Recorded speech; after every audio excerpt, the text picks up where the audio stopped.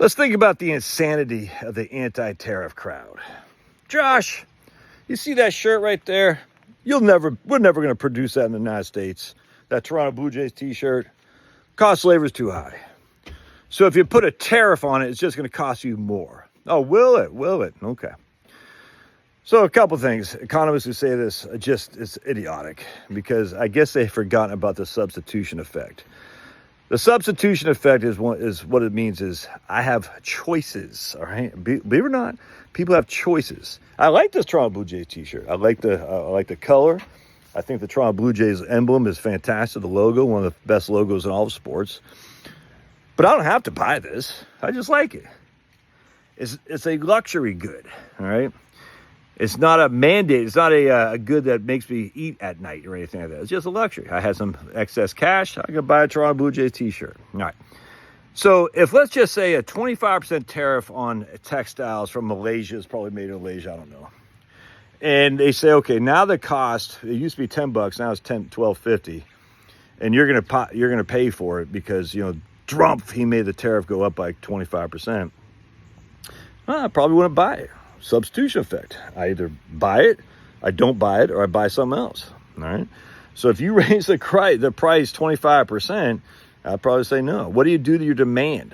Your demand for that good will go down by an amount probably more than 25%. All right. There's a reason they charge $10 for it as it is, because they say we can get away with that price right there to make a profit and to keep the demand high enough. All right. If we start raising to $12.50, guess what? We're going to lose the demand, and ultimately people will not buy it, and as such, we'll probably go out of business. All right. So let's go back to the importer. Says, hey man, Malaysia company, I want to sell your Toronto Blue Jays t-shirts, but because they're now 25% more expensive, I'm going to lose 50% demand because people are going to be less inclined to buy a luxury product, all right?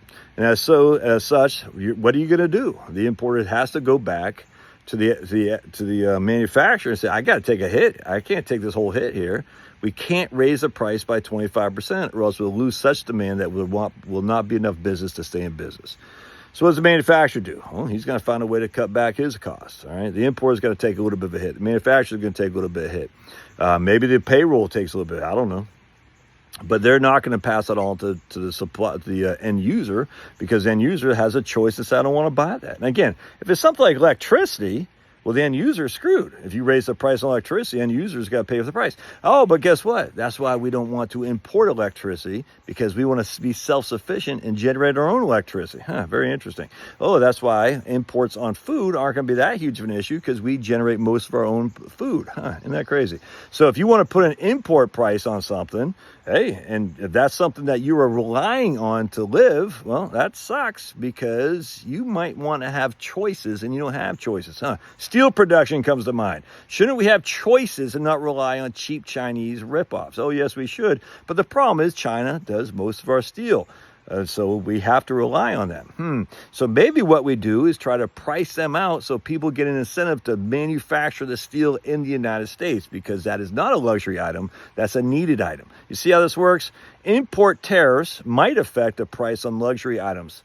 All right, but it won't affect the price on other items that we have to live on, because we still generate a lot of our own food, a lot of our coal for electricity, a lot of our oil, natural gas used to generate electricity. We need more nuclear. We don't rely on foreign companies the way Germany relies on Russia, for instance, for their natural gas. So as such, the import tariff won't affect us that much at all. Oh, but let's think about it like this too, just from basic economics.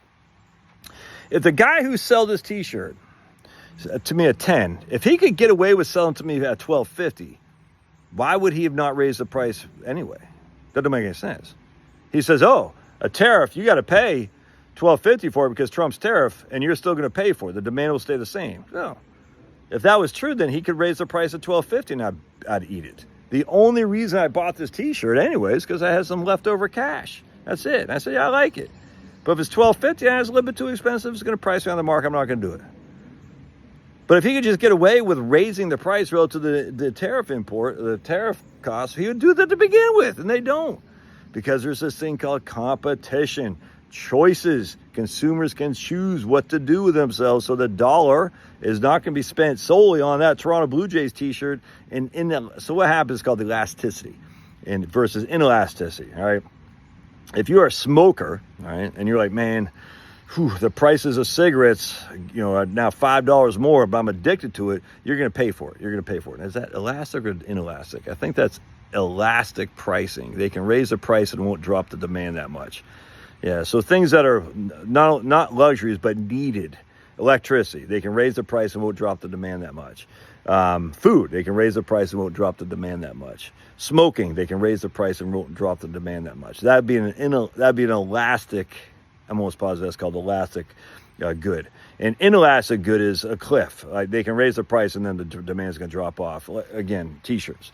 A t-shirt is a perfect example of an inelastic good. And I think I'm getting that right. It's been a long, long time since I studied this in economics. But inelastic just means they can raise it. If they raise it by $1, the demand drops by, if they raise it by 10%, the demand drops by 50%, for instance.